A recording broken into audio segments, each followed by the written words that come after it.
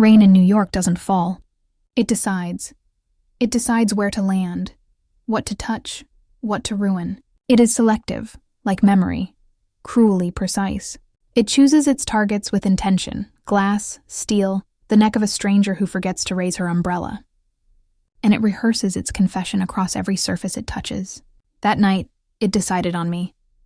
From my window on the second floor of Marlowe Gallery, I watched the city shimmer beneath the downpour, a metropolis baptized again and again, pretending it didn't need forgiveness.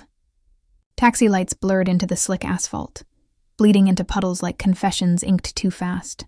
The sky was heavy, unrelenting, a velvet ceiling pressing its weight on every rooftop. Inside, the world was quieter, though not kinder. Light fractured through the chandeliers, scattering prisms across the marble floor. My reflection appeared in a dozen places at once, fragmented, shimmering, untrustworthy. My dress, black satin, low back, precise, clung the way danger does when it wants to be mistaken for elegance. Every movement drew attention. Every breath was an act of performance. The air smelled faintly of rain, champagne, and tension disguised as perfume, the holy trinity of an opening night. It was opening night, my opening night, blood and canvas, a show about pain and its afterlife. I had chosen the title for its cruelty, for its truth.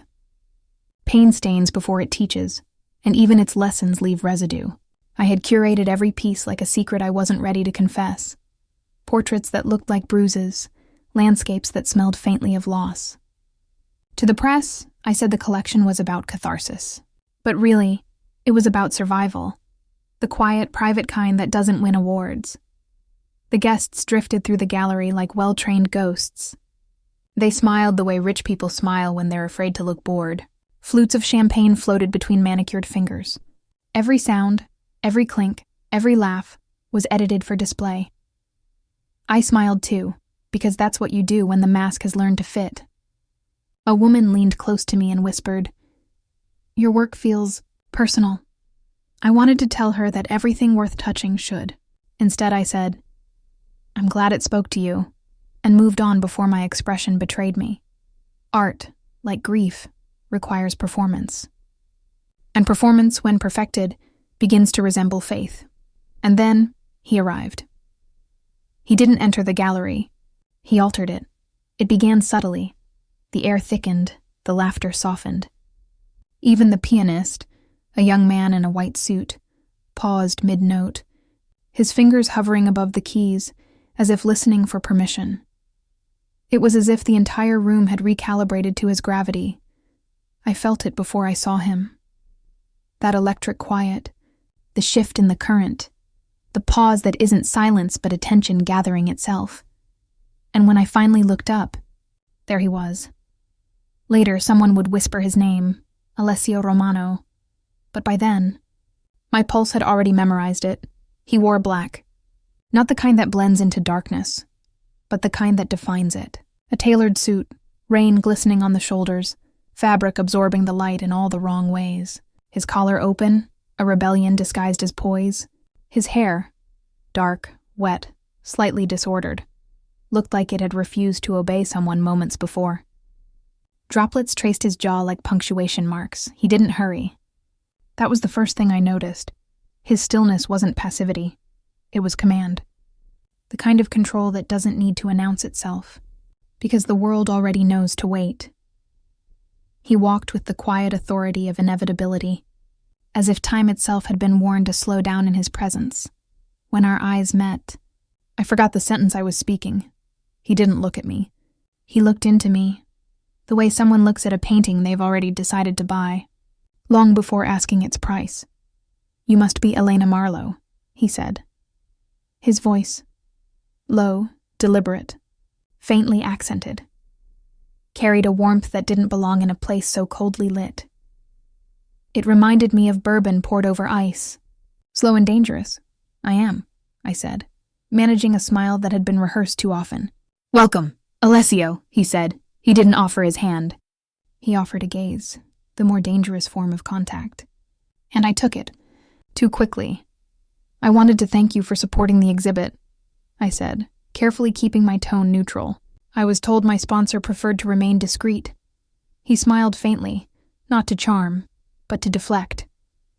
It was a smile with history. Discretion, he said, isn't neutrality. It's choreography. I'll assume you prefer to lead then, I said. A flicker of amusement crossed his face.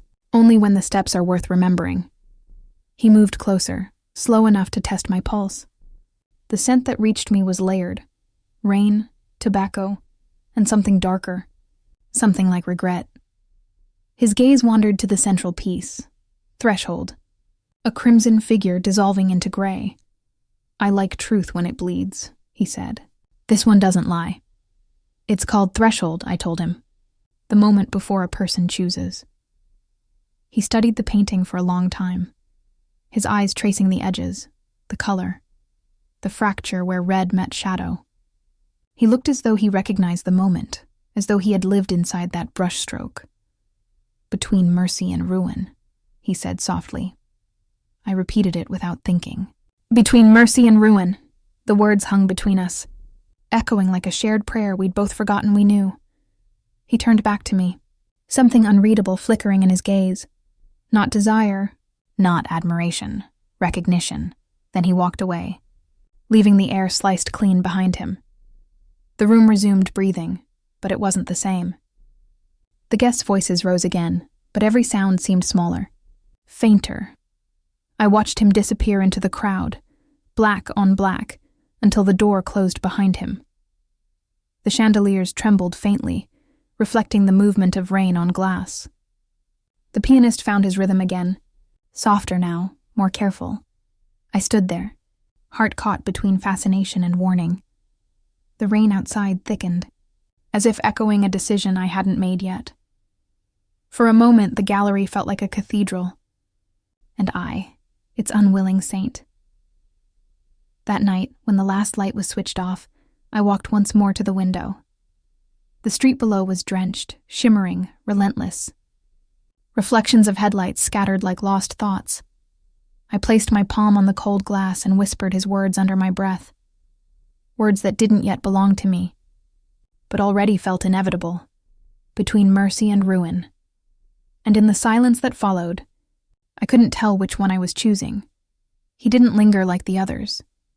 He moved through the gallery like he owned silence, absorbing glances, deflecting curiosity, orbiting the edges of every conversation without ever fully stepping in. He carried himself with the kind of stillness that belonged to predators and men who had learned to hide their power behind patience.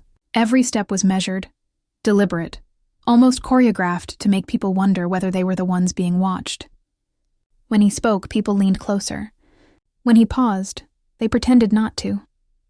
I watched him as if I were studying a brushstroke, trying to understand how something so quiet could command so much gravity. There was an economy to his movements, an absence of wasted motion, as if every gesture had been calculated long before the night began. Later that night, after the lights dimmed and the last guest had left, I found him again. The gallery had emptied into echoes, champagne flutes on half-cleared trays, wilted flowers on polished marble, the faint smell of perfume fading into electricity. He was standing near the door, looking at the reflection of the chandelier in a puddle of spilled champagne. The fractured lights shimmered across the floor like the remnants of a constellation. He didn't move when I approached. "You arrange chaos well," he said. "I've had practice," I said. He smiled, but not in amusement, in understanding. "Practice implies repetition." "What repeats for you?" "Loss," I said, before my brain caught up to my mouth. "And rain." He studied me, his expression unreadable. Then his eyes softened, not in sympathy but in recognition. "We should talk when there are fewer people pretending they understand art." "We should," I said, even though I knew I shouldn't. He left without saying goodbye. But the sound of his voice stayed, echoing faintly against the marble, trailing me like perfume long after the doors locked behind him. Days passed, but his presence followed me like a phantom that refused to obey walls. His absence had weight. I'd catch it in the hush between phone rings, in the echo of my heels on gallery floors. The papers mentioned his name once, something about a real estate empire, an old family, money with too much history attached. The article was careful, reverent. It treated him the way newspapers treat storms, with the detached awe of inevitability. I didn't read further. I didn't need to. Men like him were built from secrets and ambition, stitched together by danger. Still, I saw him again. First by accident, or what looked like it. Then by pattern. And finally, by intention, a charity auction in Soho, a rooftop gala near the East River, a dinner I didn't remember agreeing to attend. Each time the city seemed to rearrange itself around him. The skyline felt sharper, the air heavier, as though he carried weather in his wake. At the gala, I caught his reflection before I caught his face. Tall, motionless, framed by the glitter of chandeliers. He looked like someone belonging to another world entirely, a world where control was currency and desire a liability. He said, "You look like you belong to another century." I said, "That's an elegant way of saying I look out of place." He smiled. "Not out of place, just untouched. Is that a compliment or a diagnosis?" I asked. "Both," he said, and for a moment his eyes softened, though not enough to be safe. We began to orbit each other, like twin stars caught in a slow gravitational surrender. Not quite friends, not quite strangers. Two people circling a truth neither was ready to name. He'd ask questions that made me hesitate. He'd wait through the silences without discomfort, as if silence were another language we both understood. He said, "Do you believe in fate?" I said, "I believe in timing." He said, "And this?" "This feels like both," I told him. And when thunder rolled in the distance, I could swear it agreed. He watched me the way an artist watches a subject, not for beauty, but for contradiction. I could feel it when his eyes lingered. Not lust, not curiosity, but calculation tempered by curiosity, fascination edged with warning. And yet, when he smiled, it felt like warmth, not danger. There's a voice we keep for strangers and another for danger. I heard myself use both whenever I spoke to him. I tried to convince myself that I was still in control, that I was observing him the way he observed me. But control is a fragile illusion. It evaporates under the heat of interest. It was weeks later, in a quiet coffee shop on 9th Avenue, that I learned how wrong I was about control. He found me there. Or perhaps he let me find him. The bell above the door chimed, and when I looked up, he was already walking toward me, his coat damp from rain, his expression unreadable. He slid into the seat across from me as if we'd agreed on it. "You ordered the same thing every time," he said. "One sugar, no cream." "You've been watching me," I said, my tone somewhere between accusation and invitation. "Only enough to learn your pattern," he said, eyes glinting. "And what does my pattern say?" "That you like control," he said. "But you crave surprise," I laughed, too quickly, too loudly, because it was true, and because it scared me that he knew. He said, "You live alone." I blinked. "How? The way you look at exits," he said, always calculating distance but not danger. "You trust your awareness too much." His words landed like fingerprints. "And you?" I asked. "Do you ever trust anyone?" He smiled, slow, deliberate. I trust myself not to. The way he said it wasn't arrogance. It was a confession disguised as poise. That was when I realized he wasn't flirting. He was studying, and I was letting him. After he left, I sat for an hour with my untouched coffee, watching the rain blur the glass. The world outside seemed sharper now, more deliberate. He had rearranged it somehow, made every reflection suspect. He began to appear more often. Sometimes in the gallery, sometimes outside it. Always calm, always precise. He'd bring coffee and pretend it was coincidence. He'd lean against the doorframe while I rearranged paintings, his gaze lingering not on the art, but on me. I said, "Do you always make people nervous?" He said, "Only the ones who matter." It wasn't a line. It was a diagnosis. I found myself anticipating his presence, the soft click of shoes on marble, the shift in air pressure when he entered a room. He had a gravity that bent everything toward him, and yet he never demanded. He simply was. At night, when I walked home alone, I'd catch my own reflection in dark windows and see the ghost of his gaze still resting there. One night, the rain came harder than usual, sheets of silver falling like apologies. The city drowned in its own reflection. We stood beneath the gallery's glass awning after closing. The street glowed with puddles, traffic lights bending into them like wounds made beautiful. I said, "You never told me why you came to my opening," he said. "Maybe I wanted to see what kind of woman names her exhibit after blood." "And what kind is that?" I asked. "The kind who understands that beauty hurts," he said. The thunder broke softly behind us, a heartbeat disguised as weather. He looked at me the way rain looks at fire, fascinated, dangerous, inevitable. His face was close enough for the air between us to remember warmth. He said, "I could fall in love with you." I said, "You say that like it's a threat." He smiled. "Maybe it is." The words hung between us, trembling. The rain intensified, drumming against glass like an impatient audience. The world shrank to a small patch of shelter, and two people pretending they weren't already undone. For a moment, everything else disappeared. The storm, the lights, the years that had built me into this curated calm. All that remained was the quiet pulse of his presence, the impossible promise of something neither of us had asked for. He reached out then, not to touch but to trace the air between us, as if testing the boundary of what was still safe. My breath followed his movement like it was tethered. Then he turned away, walked into the rain, and didn't look back. But the rain did. It fell harder, louder, like applause for a tragedy not yet written, and I stood there, drenched not by water but by recognition, the knowledge that some stories begin precisely where you know they will end. The gallery lights flickered behind me, one by one, until only the reflection in the puddles remained.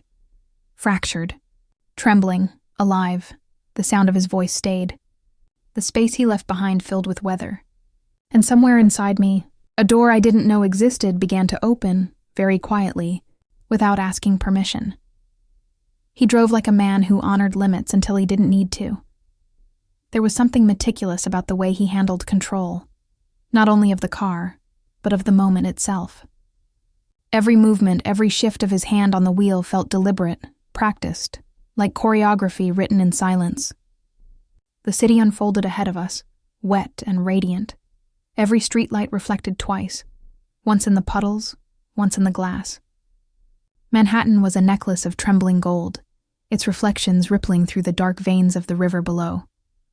Bridges arched above us like illuminated spines, their cables glowing with patient electricity. The world outside looked blurred and cinematic, as if we were driving through a memory someone else had dreamt. The rain pressed its face against the windshield, whispering against the glass. But inside the car, everything felt contained, our own small, separate weather system. He said nothing for miles. I didn't need him to.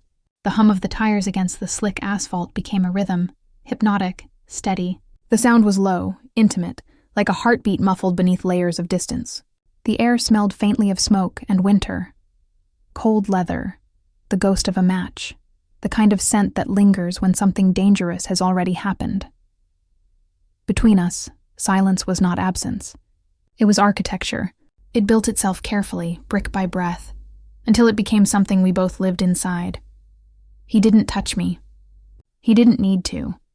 Silence, when chosen, is a kind of intimacy. He said, "You trust too quickly." His voice startled me, not because it was sudden, but because it sounded like he was stating a fact he regretted. I smiled, not because he was wrong, but because he was close. "I curate risk," I said. "It only looks like trust from far away." He turned slightly, that half-second flicker of his gaze, a look that felt like being read, not seen. The corner of his mouth lifted. He smiled without agreeing, which was his favorite way to disagree. The lights changed, and the car idled at the intersection. The red glow spilled across his hands, across the leather, staining everything with the color of pause. The world held its breath, waiting for him to decide what came next. When he drove again, it was smoother than thought. One motion, one decision. Days developed a second spine, One for the gallery, one for him. Morning was for art, for color and composure. Night belonged to shadow, to restraint, to the slow unraveling of something unnamed. My phone stayed silent all day, then lit up in the blue hour before evening. No words, no names, just a time, a place. His discipline extended even to desire. He would always arrive precisely when he said he would, the way thunder follows lightning if you're counting correctly. He brought flowers, without cards. Lilies sometimes, white roses once black dahlias. Each bouquet was arranged like a message, though he'd never claim it. I put them all in the same vase, pretending not to wonder what they meant. Pretending not to notice that every petal looked like a word he hadn't said. Sometimes, when the gallery lights dimmed and I was the only one left, I'd look at those flowers in the reflection of the glass walls and wonder if they were offerings or warnings. They never wilted fast enough. He asked questions no one else thought to ask. He said, "Who taught you to see the way you do?" I hesitated before answering. "My mother taught me to look," I said. Grief taught me not to blink. He looked away for the first time, as if my honesty had startled him. Then he said quietly, "And your father?" I paused. I could feel the weight of his gaze even when he wasn't looking. He taught me to leave a room before it leaves me. The silence that followed wasn't awkward. It was reverent. Something in his face changed, almost imperceptibly. A shadow passed over his expression. Not pain, not pity. Something more private. Regret, maybe, or the memory of something long buried. I watched a door open in his eyes, and just as quickly, close again. That became our rhythm. Opening and closing, confessing and retreating. Two people fluent in the art of almost. We walked galleries after hours. His idea? Always. He said the world was easier to understand when it wasn't pretending to be seen. I agreed, though I didn't tell him that was how I'd lived most of my life. Quietly. Observing from behind glass. Under the dim emergency lights, everything softened. The paintings breathed differently without their audience. The silence there had weight, texture. We stood inches apart, pretending to study the art, but really studying each other's silhouettes. How his shadow leaned into mine, how it stretched, merged, retreated. The way his shadow overlapped mine on the marble floor looked almost like belonging. He said, "You stand too close to the art." "I like to hear it breathe," I said. He smiled. Slow, secret, unhurried. With him, color behaved differently. Crimson felt warmer, blue less cruel. Even silence became something tactile, something that filled the space between our ribs. He listened to art the way restorers listen to cracked paint, not to fix it, but to understand what made the fracture inevitable. He said, "Redemption is for people who've burned. Have you?" I asked. He looked at the ceiling, then at me. "What's left of me was forged," he said, almost gently. Something about the way he said forged, like heat had memory, made my throat tighten. I said, "Then maybe you've already earned redemption." He smiled without joy. Redemption is a language I forgot. He didn't look away this time. Neither did I. After that night, the city began to feel different. Every street corner, every reflection, carried a residue of him. The gallery lights felt too bright, too sterile. The rain sounded closer, more personal. Even the rhythm of my steps on the marble changed, unconsciously matching the memory of his. He had a way of folding space around him. Wherever he was became the center of gravity. I'd walk into a room and feel him before I saw him. Like pressure. Like static. Like a thought trying to form. And when he wasn't there, the air felt wrong, lighter in the wrong places. He didn't call, didn't write, didn't explain. He just appeared, sometimes in the gallery doorway, sometimes in the reflection of the glass, sometimes in the quiet corner of a museum where the light fell slow and deliberate. He'd lean against the wall, hands in his pockets, observing. Not me exactly, more the space around me, the invisible current I disturbed. He said, "You don't sleep much." I said, "You watch too closely." He smiled. It's not watching if I'm part of what I see. I should have walked away. But I didn't. Instead, I said, "That sounds like something a painter would say." He said, "No. Painters want to capture what they love. I only want to understand it." Once he invited me to drive again, this time north, away from the city. The skyline disappeared behind us like a fading confession. The highway was wet and narrow, flanked by skeletal trees bending under wind. He didn't turn on the radio. He never did. Music, he said, interfered with truth. Truth doesn't need sound, he told me once. It needs space.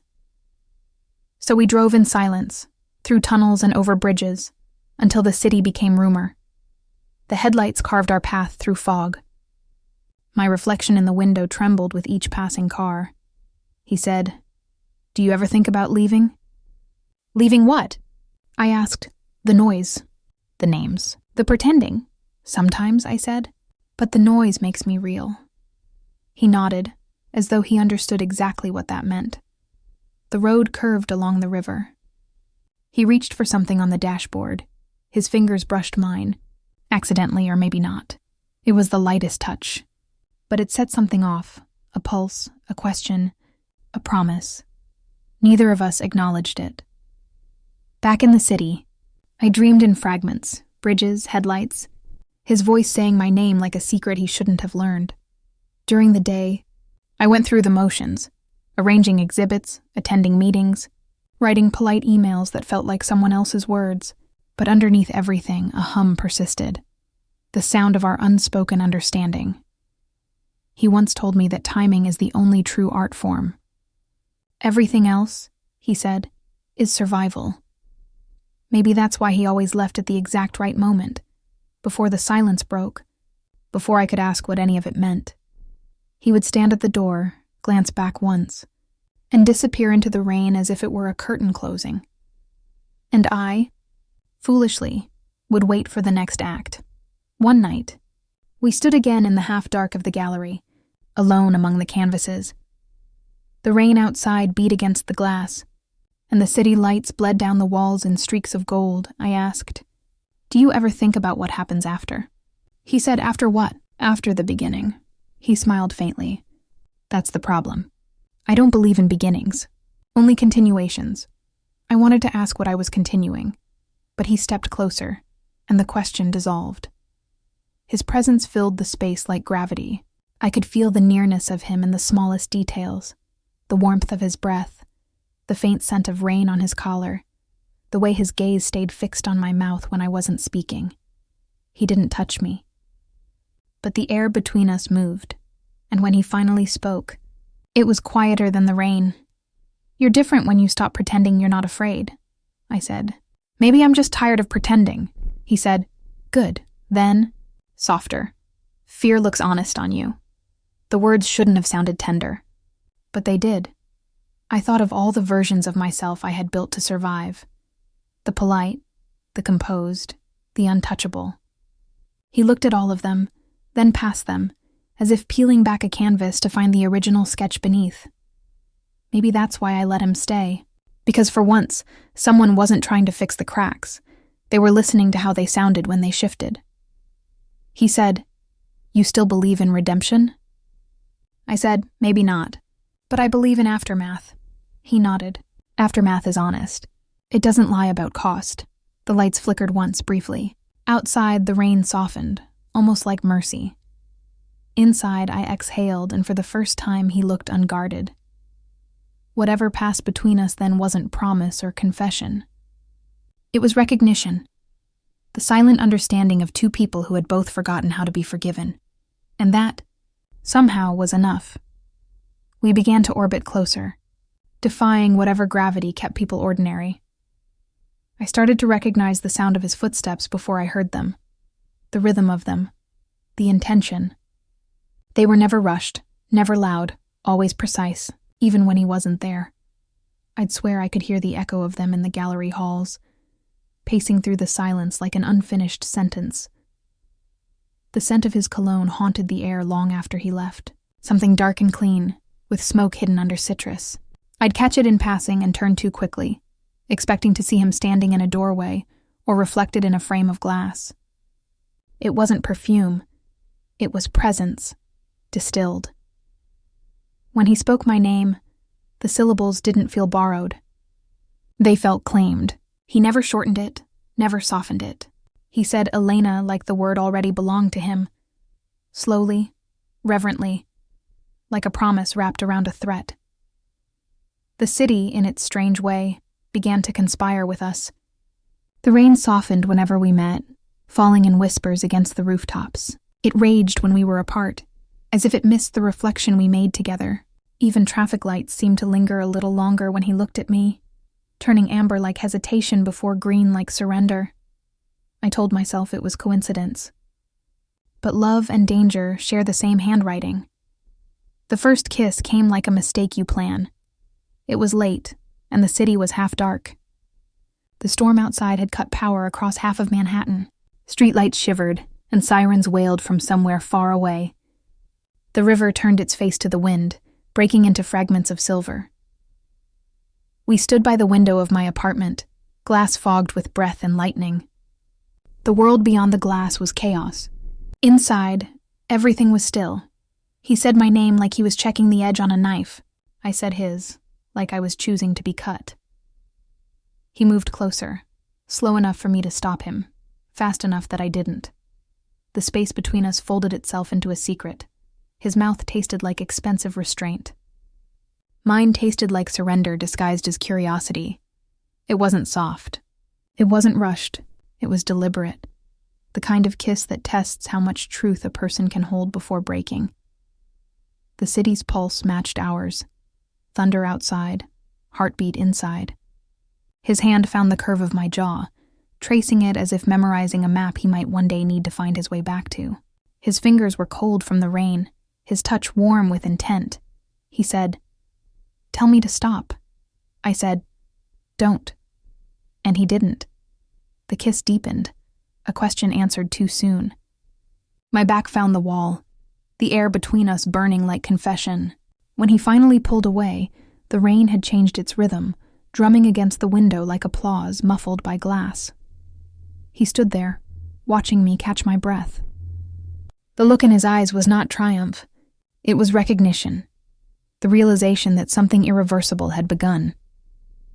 That night, I learned his silence more intimately than his words.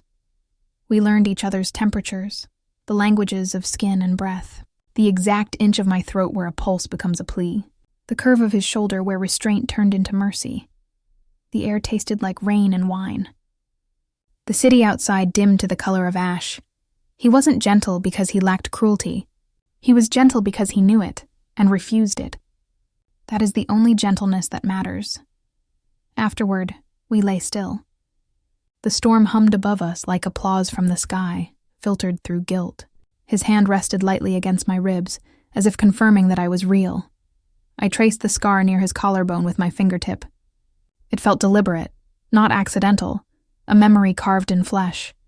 He said, "You feel like an exit." I said, "I feel like a room with no doors." He laughed quietly, almost unwillingly. It was a sound that didn't belong to the man the city feared. I loved him a little for that laugh, though I knew it was dangerous to love anything that rare. Days blurred, or maybe sharpened. I can't tell which. Time became elastic, bending around us, stretching between meetings, collapsing when we were together. We fell into a rhythm that wasn't ordinary but had its own strange peace. He'd show up at odd hours, unannounced, always calm, always composed, a ghost that obeyed its own clock. He would bring me black coffee and drink tea. He would lean against the gallery wall and watch me rearrange paintings, never interfering, never commenting. I'd feel his gaze like a hand pressed to the small of my back. It wasn't possessive. It was simply there. Once I said, "Do you always make people nervous?" He said, "Only the ones who matter." I turned, pretending not to blush. "So I matter?" He said, "Enough." It was the smallest word, but it sounded heavier than most declarations. It sat in the room like a truth neither of us wanted to name out loud. Sometimes he'd follow me through the gallery while I worked, his footsteps slow, deliberate, echoing faintly through the marble hall. Sometimes he'd stand behind me as I adjusted a frame, close enough that I could feel the warmth of his breath on the back of my neck. But he never crossed that invisible line again. Not with touch. His restraint was its own language, a tension stretched between knowing and not daring. He never told me everything. He told me enough, just enough to keep desire honest and danger fed. I saw the men who watched him watch me. Always the same type. Quiet, expensively dressed, faces blank like mirrors trained not to reveal allegiance. They carried tension the way others carried weapons, invisibly, but with purpose. I began to recognize them in reflections, a silhouette across the street, a car idling too long, a glance that held too steady. I asked, "What do you do exactly?" He said, "Negotiations." I said, "What kind?" He said, "The kind that end." Then he changed the subject, pouring wine as if to distract both of us. The red glimmered under candlelight, staining the glass with confession. I let him change the subject. Love begins its longest debts with smallest pardons. There were nights he would vanish for days, no explanation, no apology. I told myself I didn't care, that I was busy, that I preferred distance. But when the rain started, my hands would tremble without reason. I'd stand by the window and imagine his car cutting through the city's veins, headlights slicing the dark. When he returned, he never offered excuses. He would simply walk in as if nothing had been interrupted. He'd pour whiskey the way he always did, 2 fingers, no ice. He'd sit in the armchair near the window and watch the rain crawl down the glass. Then he'd say something soft, almost offhand, like, "The city looks softer when you're in it." I said, "That sounds like a lie." He said, "Then it's the kind you can keep." And I did. I kept it because some lies are built for beauty, not betrayal. Once I found a folded note on the table after he left. No words, just a pressed petal inside, dark and dried. A black dahlia. I held it between my fingers until it crumbled. Even ruin can feel sacred if it was once touched by meaning. That night I didn't sleep. The clock ticked too loudly.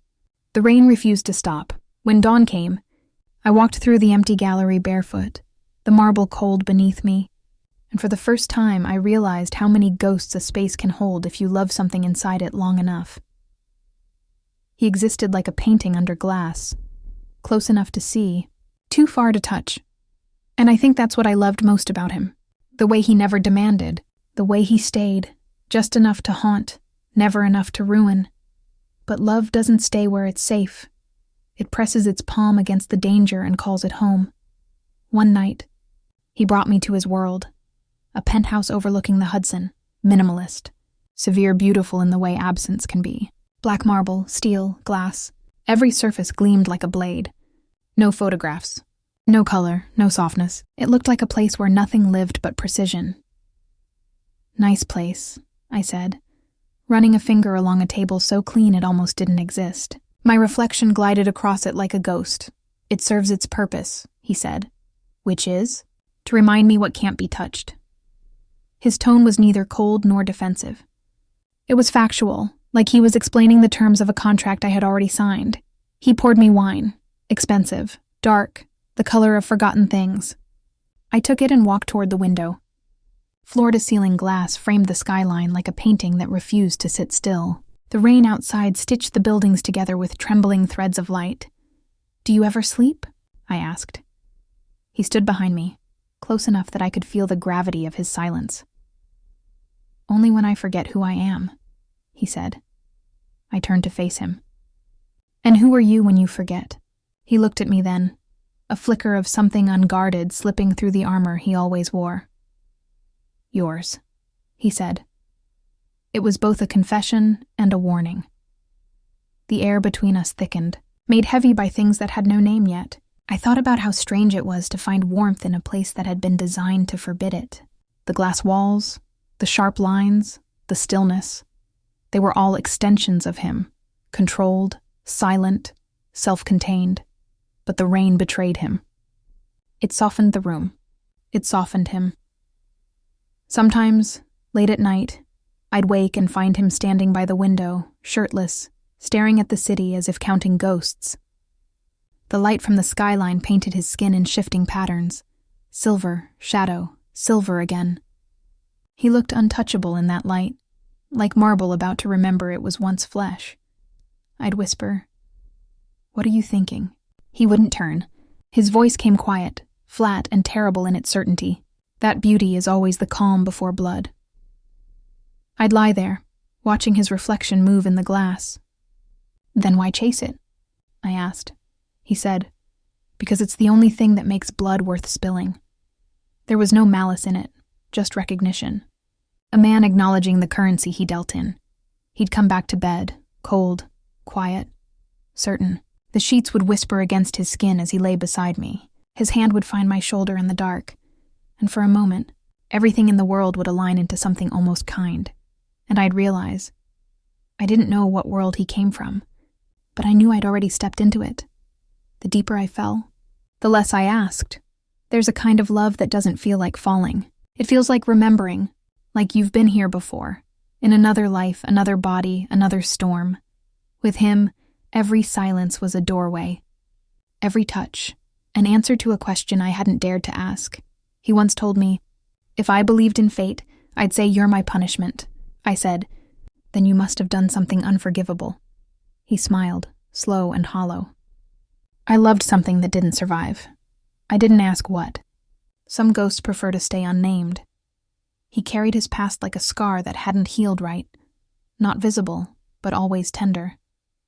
There were moments, quiet ones, when I'd see him drift into thought, eyes darkened, hands still.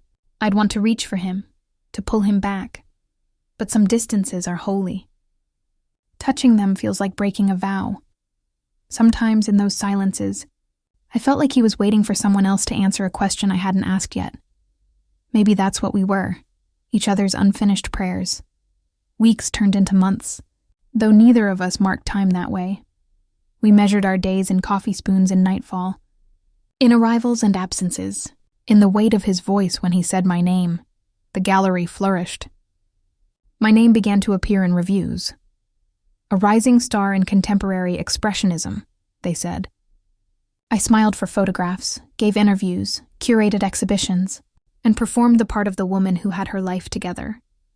But at night, I came home to a man who existed like a secret. He'd trace circles on my wrist absent-mindedly while I read, as if mapping out my pulse. He'd study me the way architects study ruin, not to rebuild, but to understand how beauty endures collapse. Once, I woke to find him sketching something on the back of an envelope. "My profile, unfinished. Do you draw?" I asked. He looked up, surprised, then smiled. "Only things I can't keep." "Is that why you never finish them?" He shrugged. "Completion is a kind of loss." I wanted to ask if that was what we were becoming. An unfinished drawing, beautiful because it couldn't last. There were moments of light, rare and fragile. A Sunday morning when he made coffee and forgot to hide the tenderness in his eyes. An evening when we stood on his balcony and watched the city catch fire with sunset.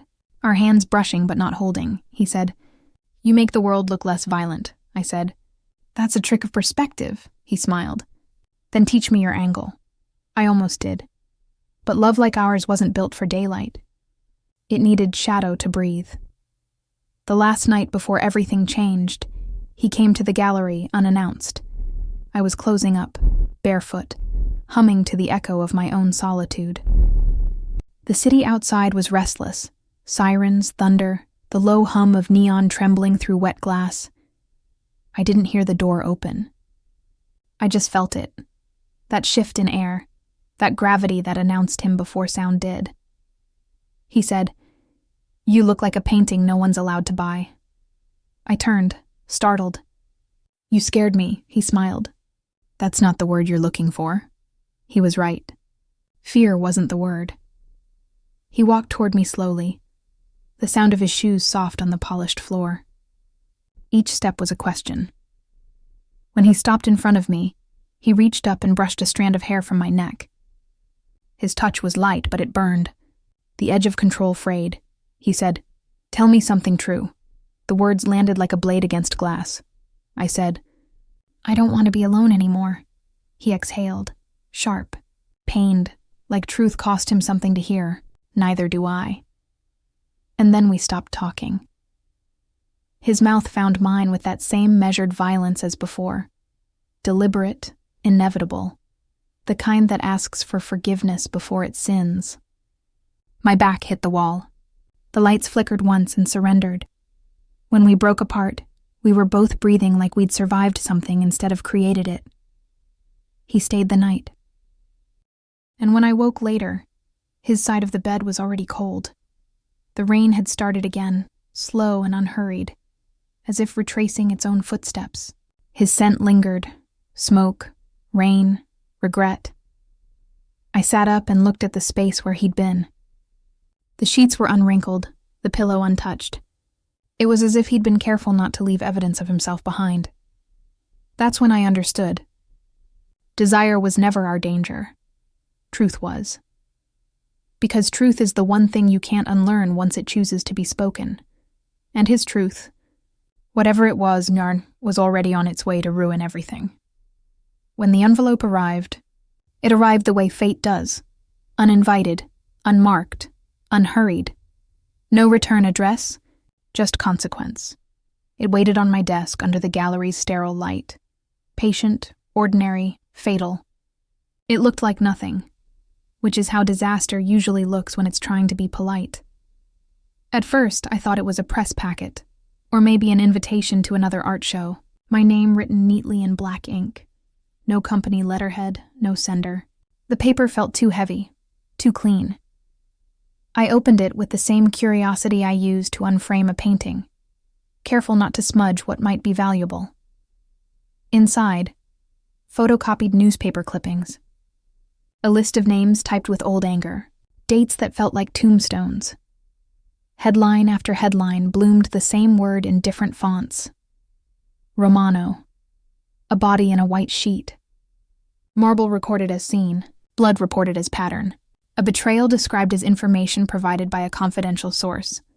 And there, near the bottom, a photograph of my father at a fundraiser 15 years ago.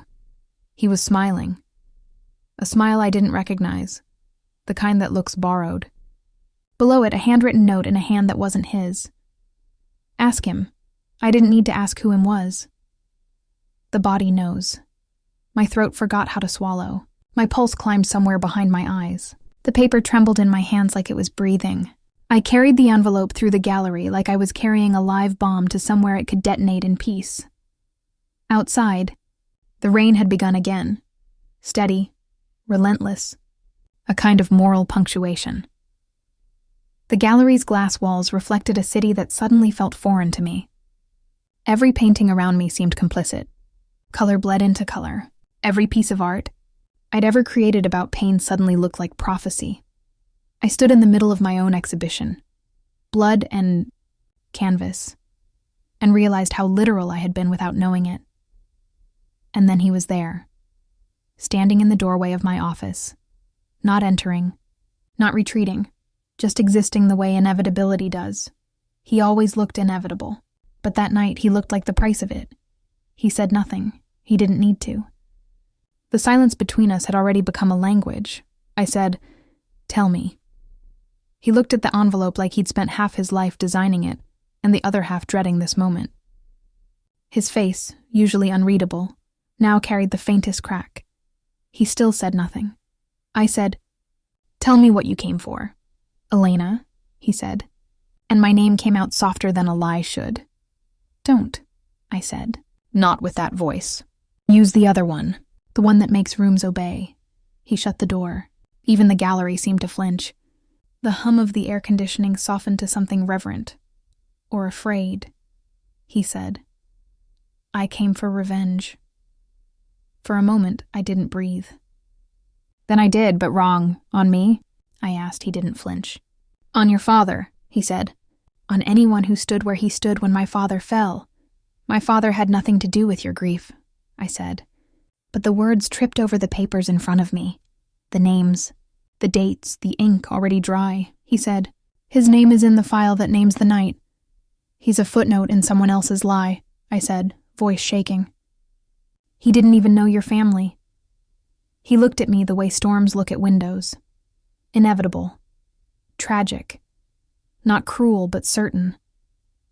I wanted him to be wrong, because I needed myself to be right. I needed to believe that the man who had touched my face like it was scripture couldn't also be the one writing my ruin. He stepped closer. My body stepped back. The space between us became a confession neither of us wanted to sign. He said, I didn't plan to... To what? I snapped. To use me? To want me? To choose me for a punishment and keep me for a rescue? He said nothing. His jaw tightened. He looked like a confession dressed as a man. He looked like the last person a priest would want to absolve, and the first person a lover couldn't stop touching.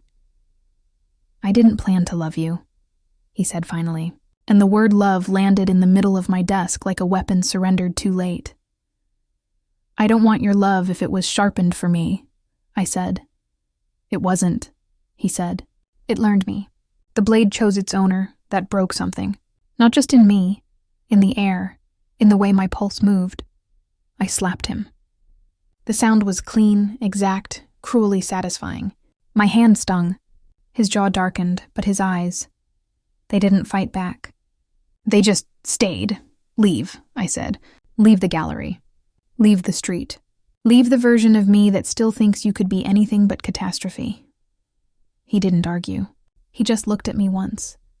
Long enough to remember me, short enough to respect the ruin. And then he was gone. The door closed quietly, like a secret sealing itself. After he left, I didn't cry. I just existed wrong. I stood there, surrounded by my paintings, by all the ghosts I'd tried to translate into color. The rain drummed harder against the glass, smearing the city into watercolor. My reflection stared back at me, pale, wide-eyed, guilty. The envelope still lay on the desk, patient as a wound that refused to clot. I poured a drink I didn't taste. I read the clippings again, each word sharper now, every headline cut. Romano, heir survives. Shooting in Little Italy. Businessman under investigation for money laundering. Anonymous source. Links donors to illegal fund. Each story was a thread, and every thread led back to him, and through him to me. By morning, I'd memorized the dates. 2008, 2011, 2015. The year my father almost lost the gallery. The year my mother got sick. The year I stopped painting for anyone but survival coincidences or constellations. I couldn't tell the difference anymore. I didn't see him for weeks after that. But absence has weight. It rearranges rooms. It fills the air in a way presence never could. Everywhere I went, I expected him to appear. On the street corner, in the reflection of glass, in the quiet between elevator chimes. I slept less. I painted more. I destroyed half of what I made. The canvases started bleeding again. Reds darker, blues violent, lines fractured like broken glass. Critics called it a new phase of artistic maturity. They didn't know it was morning. One night, I stayed at the gallery long after midnight. The rain outside fell hard enough to sound like static. The city had that strange midnight hum, half alive, half asleep. I walked through the empty space barefoot, lights off, the marble cold against my skin. My own paintings stared back at me, accusing. And then I heard it, the soft click of a door closing. I froze. Elena, he said, his voice. That impossible calm. It filled the space like gravity. I turned slowly. He stood at the edge of the room, drenched from the rain, eyes darker than I remembered. You shouldn't be here, I said. I never should have been anywhere near you, he said. But here I am. I wanted to scream. I wanted to run. Instead, I said, why come back? Because I couldn't end the story there, he said. Not after what I did to it. What you did, I repeated, my voice shaking. You mean turning me into collateral? He flinched. The first time I'd ever seen him do that. Elena, he said again, quieter this time. "I didn't send that envelope." "Then who did?" He didn't answer right away. He stepped closer, the wet sound of his shoes echoing across the marble. His eyes searched mine for something that might still be soft. "There are people who think I've gone weak," he said finally. "That love has made me reckless." "They're not entirely wrong." "Then you're saying this was punishment? For falling in love with me?" He smiled bitterly. "In my world, love is punishment." I wanted to hit him again. I wanted to kiss him. I wanted to make the truth smaller so I could survive it. He reached into his coat and placed something on the desk. A key, small and silver, resting on the envelope like punctuation. "What's that?" I asked. "The end of pretending," he said. And then he left again, without waiting for me to answer. That night I didn't sleep. I held the key in my hand until dawn. When the light came, I followed it. It led me to a storage facility on the Lower East Side. Cold, gray, anonymous. Box 217, his handwriting on the label. Inside there were files, photographs, names. My father's among them. But also others and people I'd never heard of. People who had disappeared into headlines and never returned. In the middle of it all, one photograph of me, taken from across the street, leaving the gallery months ago. The caption, handwritten, "She doesn't know yet." My stomach turned. This wasn't revenge. This was legacy, a chain reaction.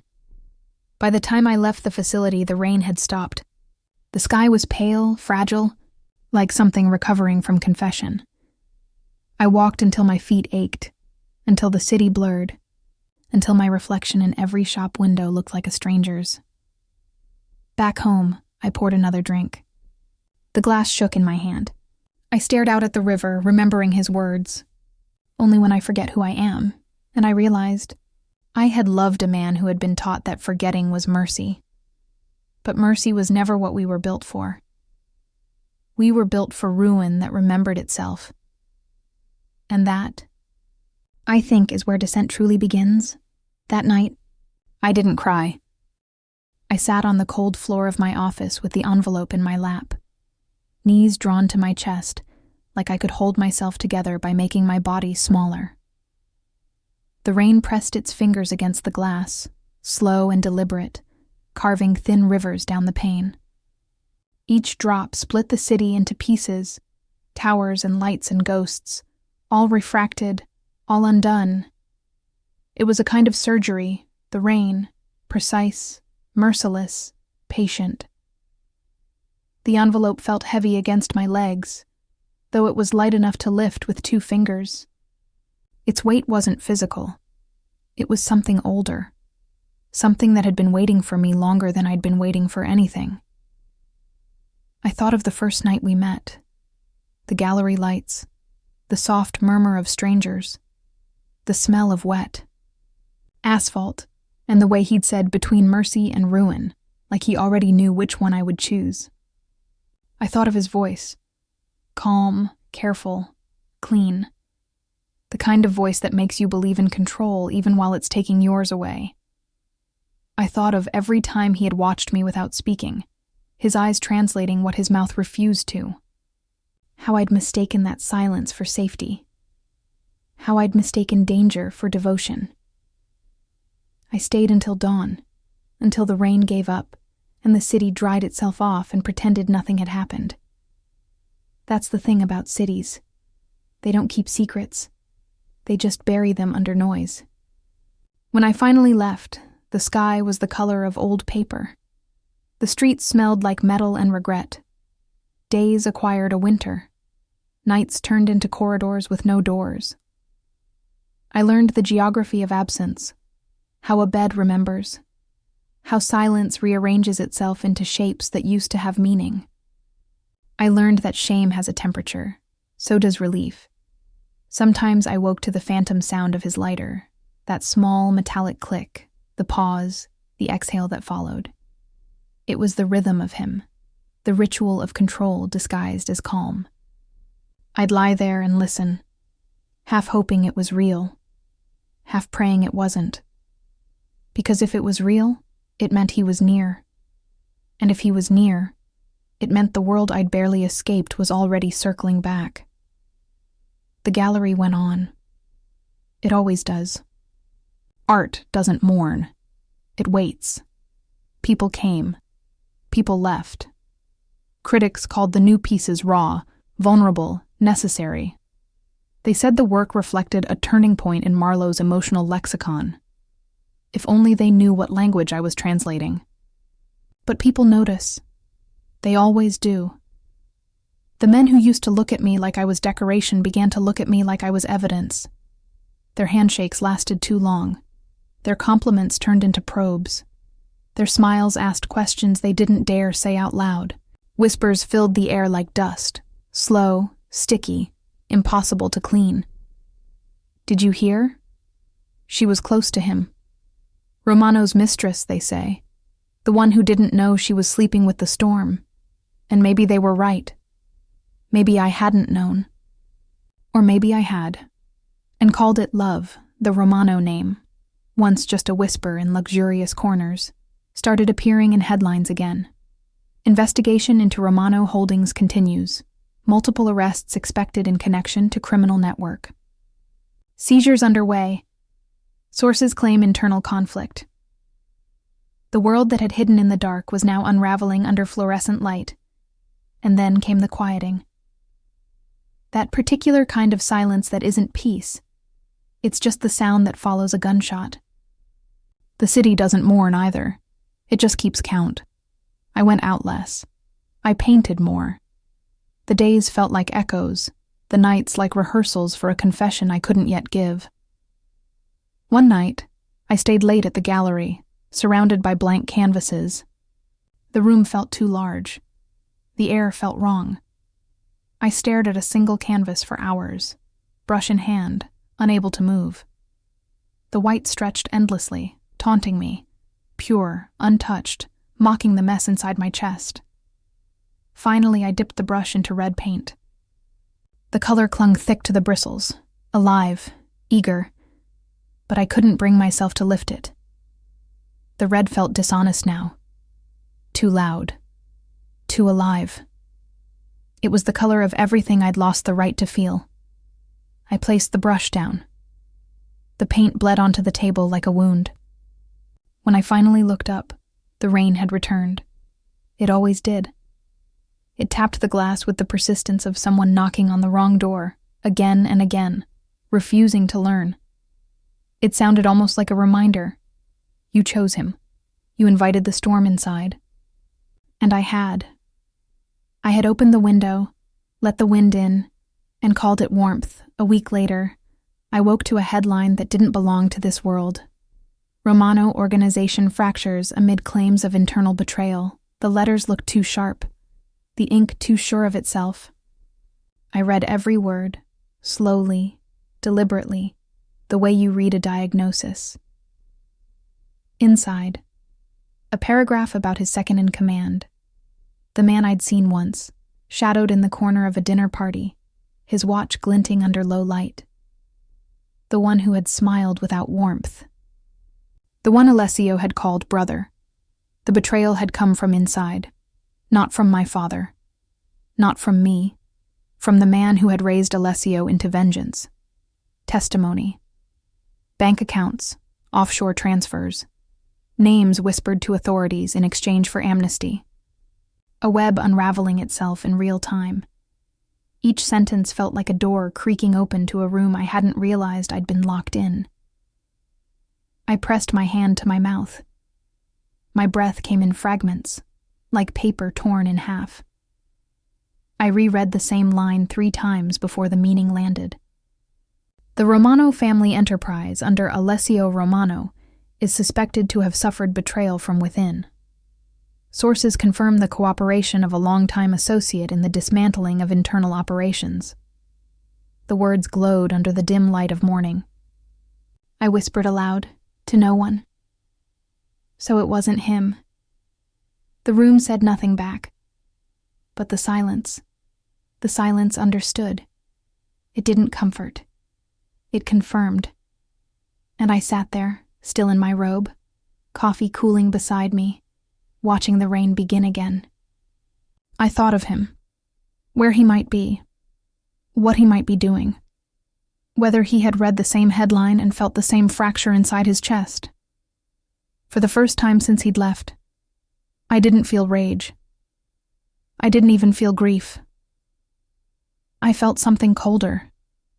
Recognition. Because love, I was learning, doesn't end when the truth arrives. It just changes shape. Sometimes into survival, sometimes into silence. That morning, it became both. For days after, I moved through the world like I was watching someone else's life from behind glass. It was as though my body kept living, the gestures, the habits, the conversations. But my soul lagged a few steps behind, unable to catch up. I existed, but I didn't participate. At the coffee shop, people spoke softly when I passed, like grief was contagious. At the gallery, my employees avoided my eyes, their smiles brittle, their sympathy cautious. They didn't ask questions, and I didn't offer explanations. The silence between us was professional, protective, a mutually agreed upon fiction. Even the barista, the one who always remembered my order, who used to ask if I wanted cinnamon on top, stopped asking.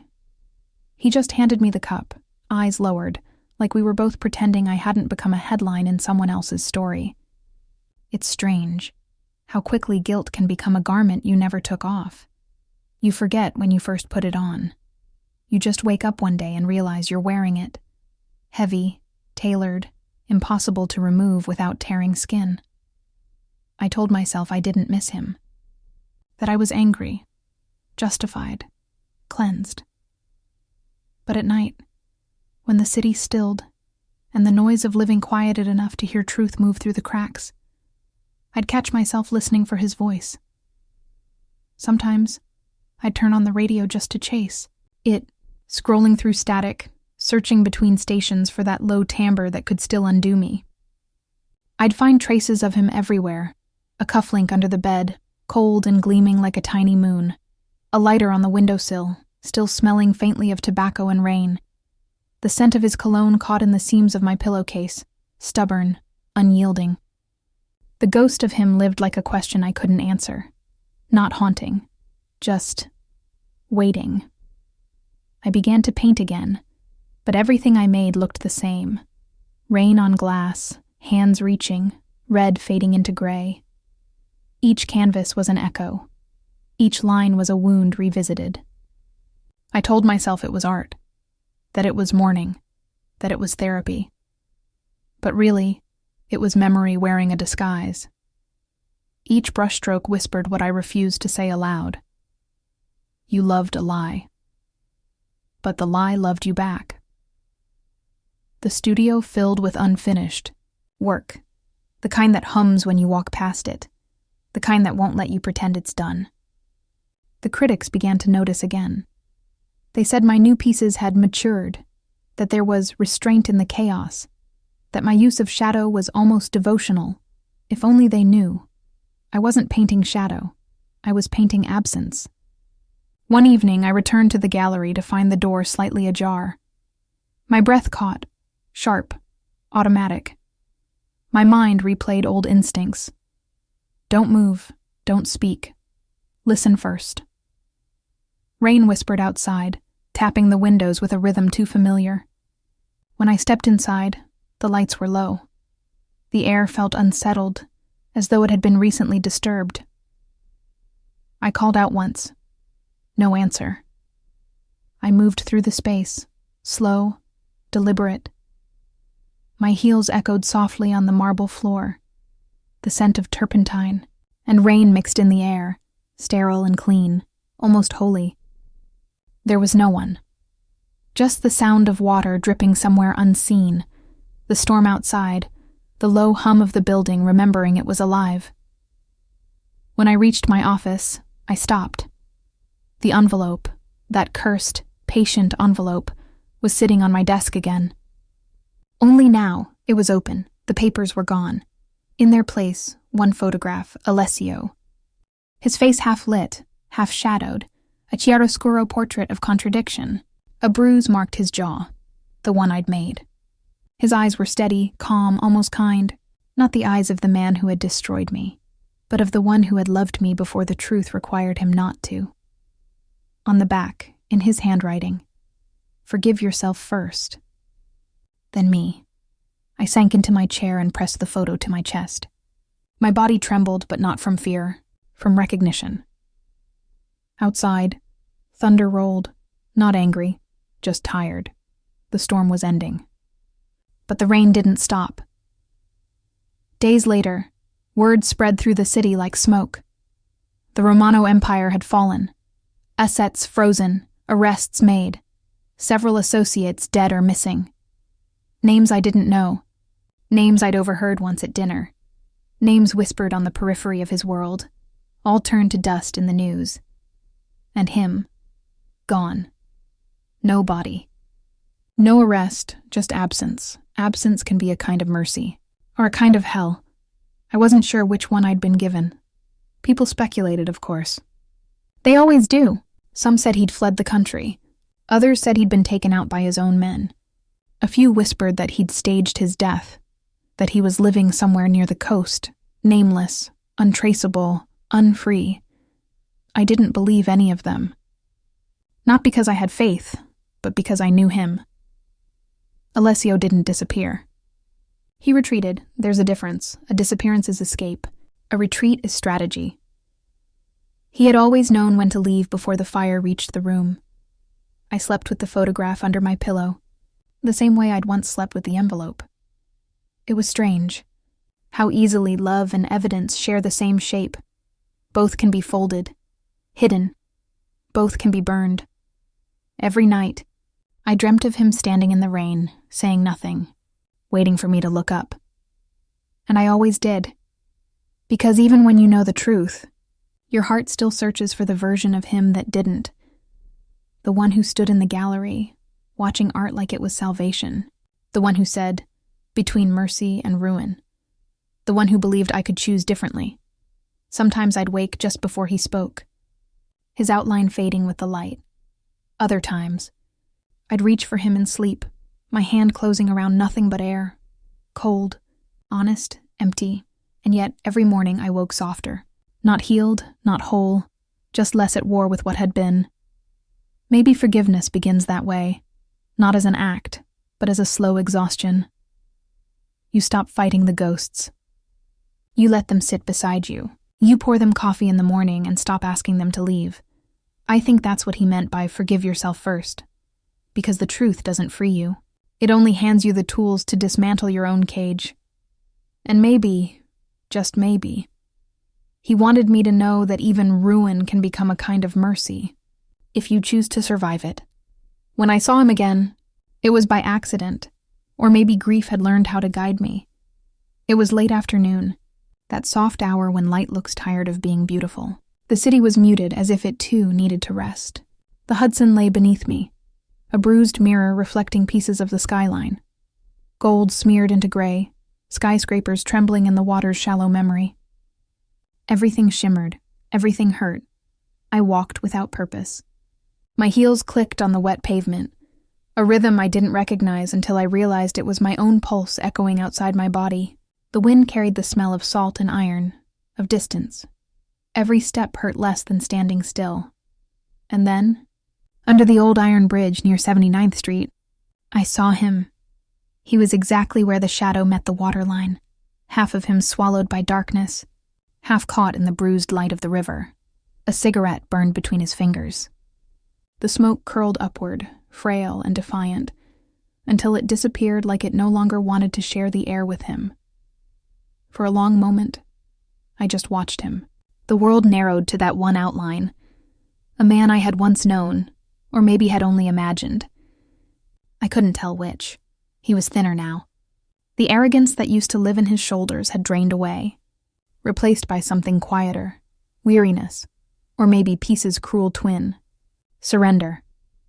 His clothes were simpler, no tailored armor, no polished symbols of control. Just a dark coat that looked like it had memorized the texture of rain. He didn't notice me at first. I wasn't sure I wanted him to.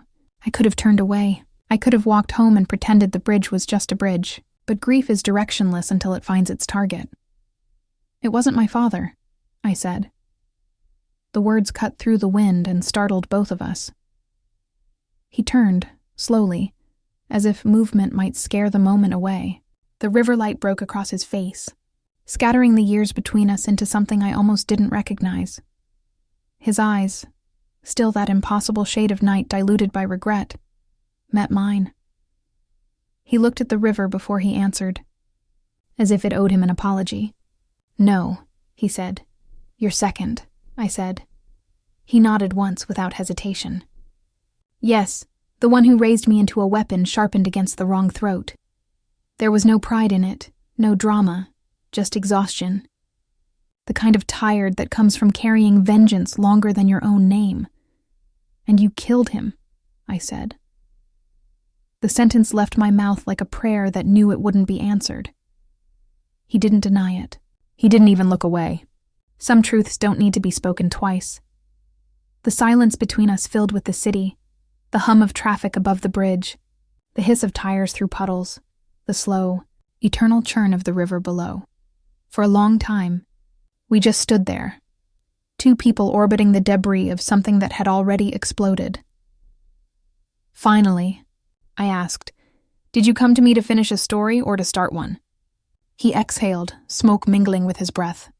"I came to end one," he said. I found the other by accident. I tried to hold both. It turns out, hands that know revenge shake when asked to carry anything living. The honesty hurt more than any betrayal ever had. I took a step closer, enough to see the tremor in his fingers. "And what do your hands know now?"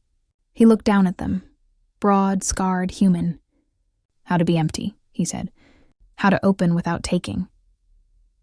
The wind swept between us, cool and metallic, carrying the taste of the river. His coat shifted with the gust, and for a moment, I saw the gun holstered beneath it, a ghost of who he had been, or maybe who he still was when memory forced him to be. I wanted to touch his face, to trace the faint mark my hand had left there the night I sent him away, the proof of anger, of love too full of blood. I wanted to erase it from both of us, but I didn't move. There are gestures that belong entirely to the past, no matter how much the present aches to reclaim them. Instead, I said quietly, "If this begins again, we have to tell the truth the way surgeons do, ruthlessly, to save the thing that matters." He tilted his head, his eyes searching mine. "Which is?" "Time," I said. "The version of us that exists if we stop bleeding into the future." The corners of his mouth lifted, not in a smile, but in recognition. "You always talk like the world can be rewound." "It can't," I said. "But it can be cleaned." He stepped closer, until I could see the shadow of rain caught in his eyelashes. "I walked away from everything that taught me not to be yours," he said. His voice was steady, low, as if each word had been carried across years of silence. "Is that what you want?" I asked. "Yes," he said almost quietly. "Even if wanting is what ruins me." I studied his face. There was no lie there, no performance. Just a man stripped down to his last truth. "You were already ruined," I said. "This might be the better ruin." He laughed then softly, a sound so fragile it could have broken the bridge itself. It was the sound of a wall realizing it could be a door if it wanted to. We stood like that for a while, not touching, not speaking, letting the river translate the things we didn't have language for. The sky was bleeding into dusk. The light changed texture, fading from gold to the color of surrender. He flicked his cigarette into the water. The ember hissed once, then disappeared. "That was the last thing tying me to it," he said. "To what?" "The man I was when I thought revenge would save me." "Did it?" He shook his head. "It just changed what I called love." The confession came like rain, soft, unrelenting, impossible to stop once it started. I stepped forward, close enough that our reflections touched in the water beneath us. "If this is the end," I said, "let it be an honest one." He looked at me then, not with guilt, not even with longing, but with something gentler, understanding. I can't undo what I've done, he said, but I can choose not to keep doing it. Then start there, I whispered. He reached for my hand, hesitated halfway, and stopped. May I? I nodded. His fingers brushed mine, not to hold, but to remember. And for the first time since I'd met him, he looked free. We didn't fix anything that night. We didn't even try, but we stopped making it worse. And sometimes mercy looks like postponing damage. The rain began again, fine and silver, almost polite this time. He tilted his head upward, letting it hit his face like penance, like he was finally willing to be seen by something larger than himself. I stood beside him, close enough to feel the heat of his body, far enough to preserve the new truth between us. That wanting wasn't the same as owning. We didn't speak. The silence didn't need translation anymore. It wasn't the same silence that had once been filled with tension and unfinished sentences. This one had a pulse of its own, fragile but alive. When he finally turned to leave, I didn't stop him. He didn't ask me to. He left without touching me, but my body plotted the touch anyway, sketching its absence. The memory of where his hand had been, where his breath had lingered, where his name had once lived in my mouth. I knew every coordinate of a tenderness that might never happen again. I watched until he vanished into the city's gray, swallowed by headlights and mist. When the bridge emptied and the river forgot us, I stayed. The rain fell in the same rhythm it had the night we first met. It felt less like punishment now, more like baptism. Days regained color one shade at a time. After months of monochrome, I started noticing small things again. The smell of wet paint, the warmth of coffee between my palms, the sound of a stranger laughing through traffic. Grief, when it loses momentum, begins to resemble peace. I rented a smaller studio downtown, a space that didn't echo when I spoke, didn't remember who I had been. White walls, high ceilings, a single window that let in the kind of light that forgives. The scent of turpentine lingered like an old secret, familiar and almost tender. I worked quietly. No assistance, no noise. I cleaned my own brushes, stretched my own canvases, let the rhythm of small tasks rebuild me. I mounted a new show, though I didn't tell anyone at first. No press releases, no interviews, no champagne. Just quiet, just art and air. I told myself it wasn't a statement, but it was. This was not about redemption. It was about survival. In the center of the room, I hung a single canvas I couldn't name for weeks, a figure rendered in layered rain. Translucent strokes, subtle, deliberate. Hands open, face tilted upward, not pleading, not begging, just receiving. Every brushstroke trembled. Every line hesitated. It looked like him, but not quite. It looked like the ghost of who he might have been if the world had ever allowed him to be gentle. It looked like forgiveness, if forgiveness had a temperature. It looked like what remained when love chooses not to end in violence. When the name finally came, it came whole, sudden and undeniable, the color of revenge. Because that's what he'd been, the hue between love and ruin. Opening night.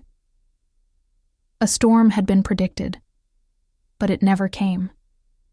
The air outside was thick and trembling, the kind that hums before thunder decides whether to arrive. Guests moved through the gallery in reverent quiet, their reflections gliding across the polished floor. The murmur of their voices was soft, uncertain, like prayer disguised as conversation. No one knew the story behind the painting. They didn't have to. Art doesn't require context. It just asks to be felt. They looked. They lingered. They left. When the last visitor was gone, I stayed. I stood in front of the painting alone, the way I always do when I need to remember who I was before everything burned. The rain on the skylight behaved itself for once, steady, calm, patient. The city outside curved around the gallery like a hand around a secret. And then, his voice, low, familiar, the kind that finds you even when you've stopped listening for it. I wasn't sure you'd want to see me, he said. I turned. He stood in the doorway, not crossing it, just watching me the way a man watches the past, deciding whether to forgive him.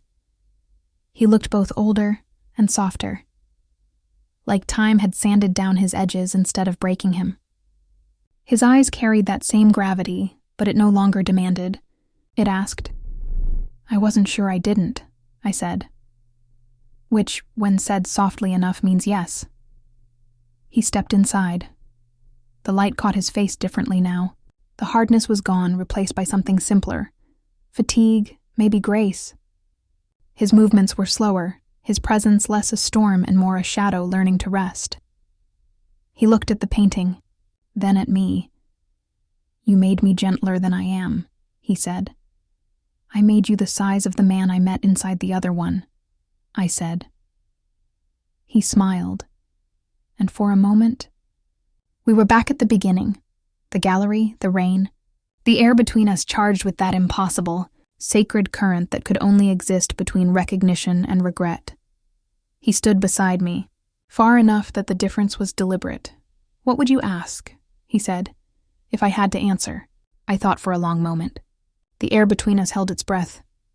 "Who are you without power?" I said finally. He considered it like a confession he might survive. "Tired," he said. "Not dangerous. Still yours if you ask." "I haven't asked," I said. "I'm choosing." "That's worse," he said. But he smiled. Small. Real, unarmed, as if the pain of patience was a gift he was finally willing to open. We left together without touching. Sometimes the proof of newness is restraint, where there used to be appetite. We walked through the streets, quiet except for the sound of rain returning in polite intervals. The city glowed in its own reflection, puddles blooming like ink. He carried nothing. I carried everything. Our silence wasn't empty. It was full of understanding, the kind that no longer needed translation. When we reached the corner where the city lights blurred into water, he stopped. The Hudson stretched ahead of us, endless and indifferent. The same river that had once been the witness to our undoing now shimmered under streetlight like it had learned mercy. He said, "I used to think revenge was a direction." I looked at him. "And now?" "Now I think it's just a detour," I nodded. "Maybe it was just a map that led you here." He turned to me. Rain caught in his eyelashes, that same slow, impossible look. The one that used to unmake me. He looked at me the way people look at home when they realize they've never had one. "I didn't deserve this," he said. "Neither did I replied. "That's why it's ours." He exhaled, that same slow breath that once preceded a lie. Except now it came out unarmed. "Are we finished?" he asked. "No," I said, stepping closer. "We're finally starting."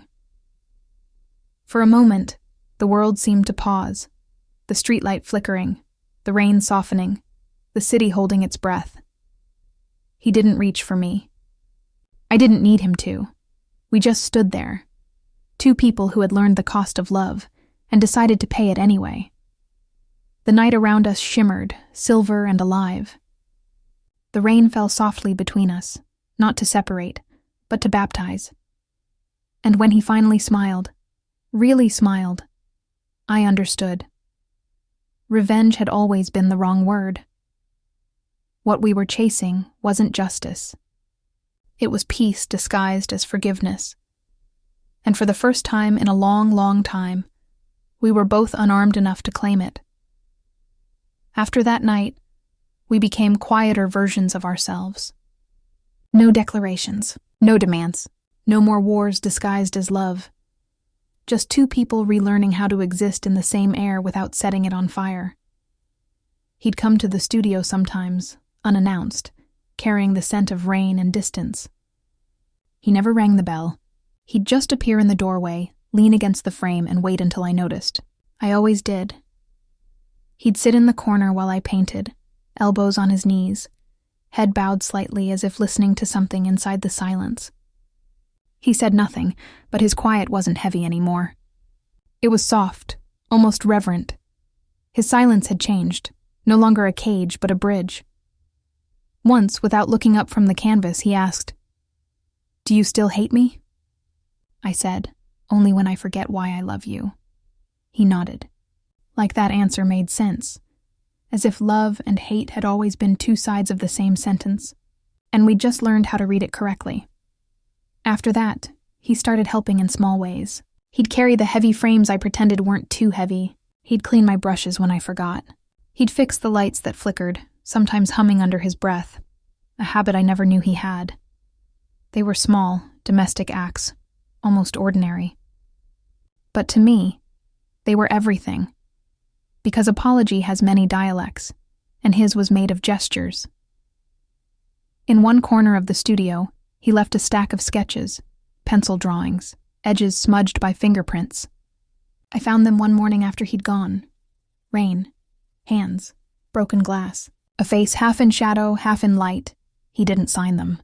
He didn't have to, I knew. It wasn't vanity that told me. It was recognition. He had drawn what he could not say. I didn't ask who they were of. I didn't need to.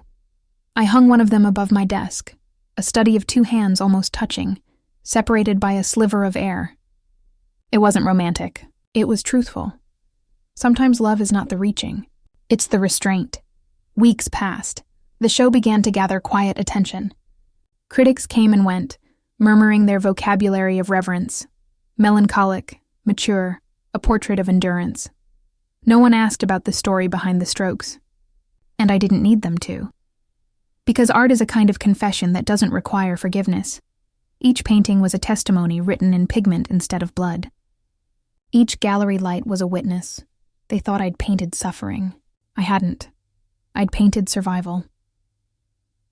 One evening after the gallery closed, we sat on the floor with our backs against the wall, a bottle of wine between us. The room smelled faintly of varnish and night. The city hummed outside, traffic and rain blending into a single endless note. He said, "Do you ever think about that first night?" I smiled. "Every time it rains." He looked down at his glass, turning it slowly in his hand. "What would you change?"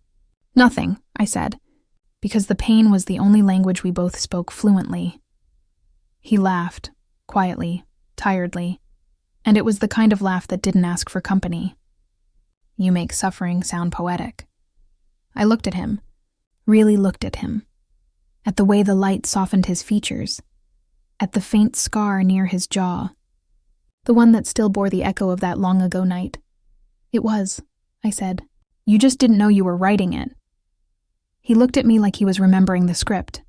There was no music, no cinematic swell, no sudden revelation. Just the slow breathing of two people who had learned the weight of consequence and decided to share it anyway. He reached for my hand then, slowly, like asking permission from the air itself. I didn't pull away. His fingers brushed mine, warm, rough, trembling slightly, as if still unused to gentleness. This time, the silence wasn't heavy, it was alive. That night, for the first time, we didn't make love like it was punishment. We made love like survival. It wasn't frantic or desperate. It wasn't a negotiation or a surrender. It was two people riding over the ruins of their old vocabulary, discovering that tenderness can still live in a scarred language. Every touch was an apology. Every kiss, a retranslation. He whispered my name the way he used to say prayers he no longer believed in, softly, reverently, unsure if anyone was still listening. I traced the line of his shoulder with my fingertips, following the map of the man who had once been both my undoing and my mirror.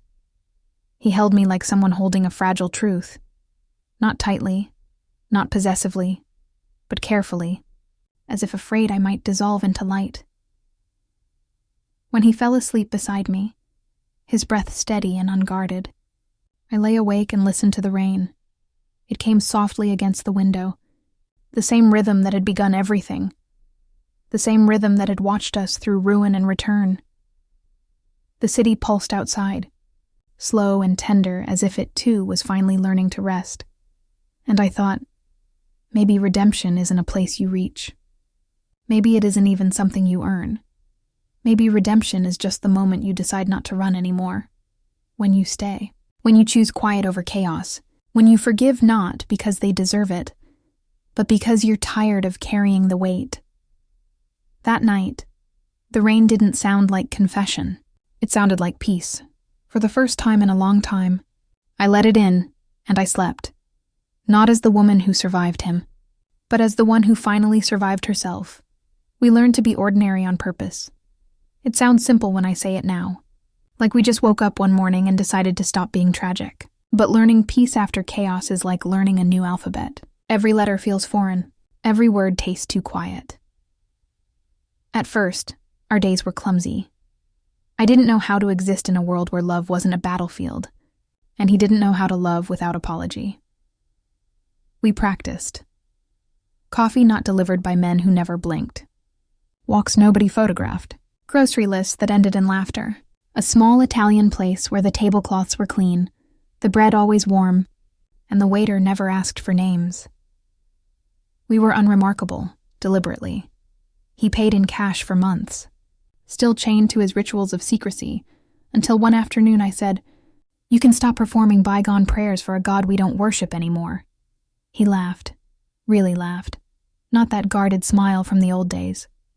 Then he handed the waiter a card with a name that belonged entirely to him. Alessio Romano, no aliases, no armor. That simple gesture felt holier than every confession we'd ever made. We built a rhythm that didn't need permission. He'd wake first, make coffee, leave it on the nightstand, and disappear into the city before sunrise.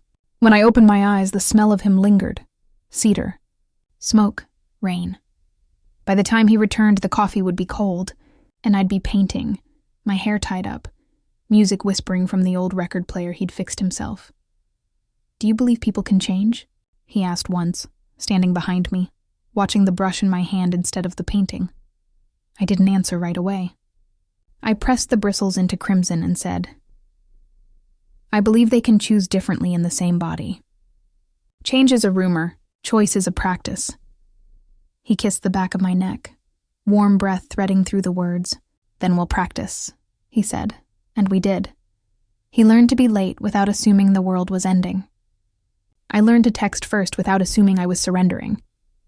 He stopped checking the door locks twice before bed.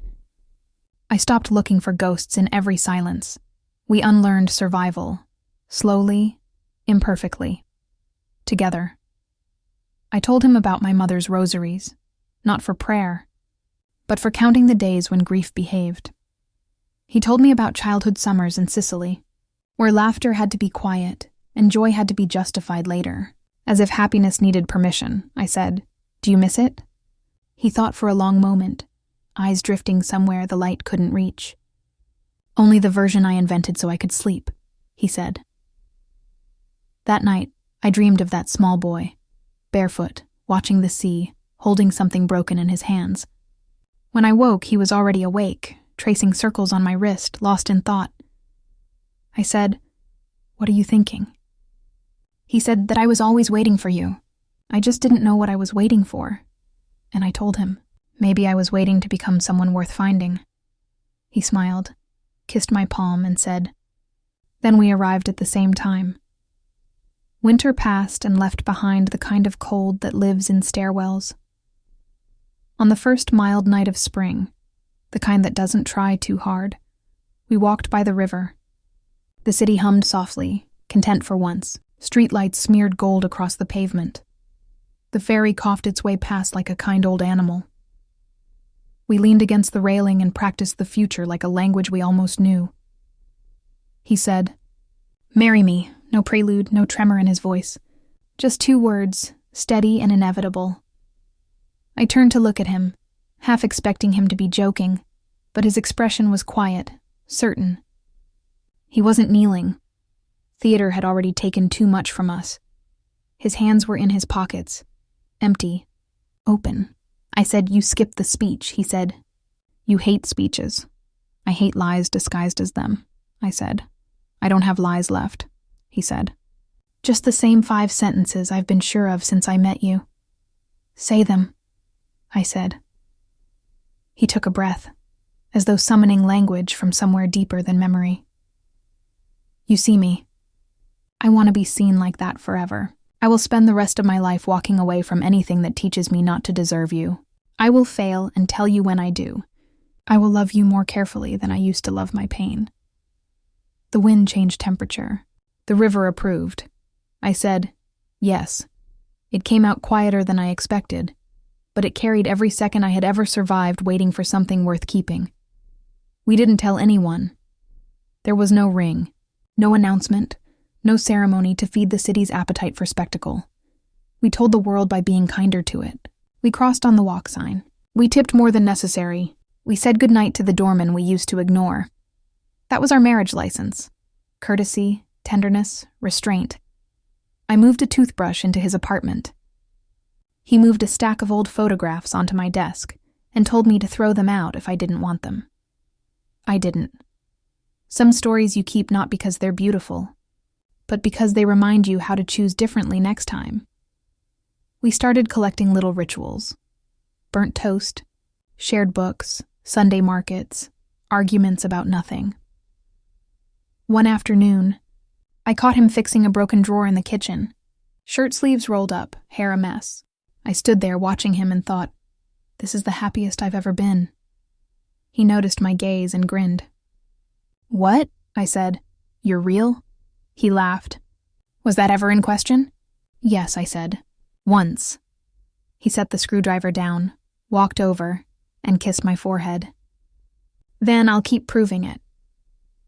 On the night before my new show, the first since everything, we sat on the gallery floor between crates, eating pizza out of the box. The skylight above us admitted a sky that wasn't threatening us anymore. He said, "This one first. That one last," I said. "Why?" "Because ending isn't what people remember," I said. "It's the last honest thing before they go back into their lives. I want that to be about opening your hands.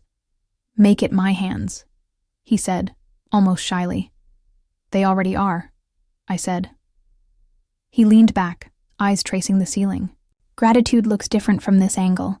Later, he fell asleep right there on the floor. Jacket half off, pizza crust near his hand, the faintest smile softening his mouth. I watched his chest rise and fall, gentle as breath itself. That concrete floor became the most expensive bed I'd ever had, because it was made of peace. We had finally learned how to need less to keep more. The show opened to very little noise, the way miracles prefer. A few critics came, wrote their columns, said what critics always say when they can't explain sincerity. Intimate, unfashionable, sincere. A woman cried quietly at The Color of Revenge and held my hand without explanation. I let her. I had been held unknowingly in galleries before. It felt like closure disguised as touch. At closing, he waited by the door, just like that first night, except this time, the room didn't hush for him. It rested. He looked at the canvas in the center, then at me. "You kept the rain," he said. "I kept what taught us," I said. "And the red?" he asked. "It's not blood anymore," I said. "It's heat." He stepped toward me. "We weren't careful." "Carefulness is for when you haven't earned safety." He touched my face like I was the final draft of a story that used to end in tragedy. He said, "You recalibrated the world." "I didn't," I said. "We did, or the rain did, or love did. Pick the grammar that makes you brave." He laughed into my mouth. The night outside didn't intrude this time. It minded its business, letting us have our small, earned miracle. We walked home. The city forgave us our earlier audacity. The gallerist who loved a man who had once promised to ruin her. The man who traded an empire for anonymity. Forgiveness isn't forgetting. It's remembering with less venom. He said, "Do you still believe in timing?" "I believe in choosing when the timing arrives," I said. "And fate. Fate is a rumor," I said, stealing my own line. "But I like the way it dresses in the rain." He smiled, tucked himself around me, and for the first time, the night didn't feel like something to survive. It felt like something that wanted us here. Years from now. Because I give us years. I am allowed. I'll stand before the color of revenge again. Maybe I'll be older. Maybe my hair will have silver in it. Maybe he'll be waiting outside, pretending not to smoke. A young girl will ask if art really saves people. I'll smile and say, "It doesn't." People save people when they decide to be worth saving. She'll point at the figure in the rain and ask, "Is he a saint or a sinner?" I'll say, "Yes." Then she'll ask, "How does love look when it survives?" And I'll say, "Like hands. Open." That night, when we went to bed, he whispered, "Tell me again." "What?" I said, already half asleep. "That we get to keep this." I turned, pressed my forehead against his, and said, "We get to keep this." And I meant it harder than anything. Outside, rain decided to bless instead of confess. The city closed its eyes without flinching. Somewhere, a fairy announced itself, and nobody panicked. The future didn't behave like a cliff anymore. It behaved like a street we already knew how to walk, together, toward a door we were finally ready to open. Love didn't end pain. It outlived it, and that, in the end, is the color of revenge.